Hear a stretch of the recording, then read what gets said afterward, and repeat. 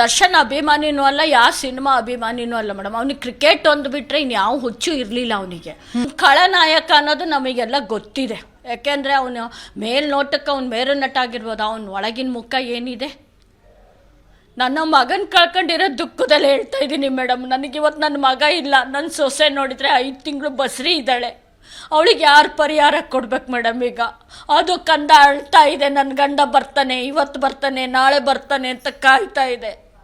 ನನ್ನ ಮಗನ ಅಷ್ಟು ಬರ್ಬರವಾಗಿ ಹತ್ಯೆ ಮಾಡಿ ಕೊಲೆ ಮಾಡಿದ್ದಾರೆ ಮೇಡಮ್. ತಲೆಗೆ ಹೊಡೆದಿದ್ದಾರೆ, ಮರ್ಮಾಂಗಕ್ಕೆ ಹೊಡೆದಿದ್ದಾರೆ, ಕಾಲಿಗೆ ಹೊಡೆದಿದ್ದಾರೆ, ಎದೆ ಚುಚ್ಕೊಂಡಿದ್ದಾರೆ.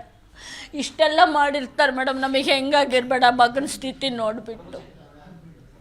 ಈ ಥರ ಕೊಲೆ ಮಾಡ್ತಾರೆ, ಪ್ರಪಂಚದಲ್ಲಿ ಈ ಥರ ಜನನೂ ಇರ್ತಾರ ಅನ್ನೋದಾಗಿದೆ ಮೇಡಮ್. ನಮಗೆ ಒಂದು ಮೆಸೇಜ್, ಒಂದು ಕಾಮೆಂಟಿಂದ ಈ ಕೊಲೆ ಆಗಿದೆ ಅಂದರೆ ನಿಜಕ್ಕೂ ಅವ್ರ ಮನುಷ್ಯರು ಮೇಡಮ್. ಅವ್ರಿಗೆ ಶಿಕ್ಷೆ ಕೊಡಿಸ್ಲೇಬೇಕು ನ್ಯಾಯಯುತವಾಗಿ. ನಮಗೆ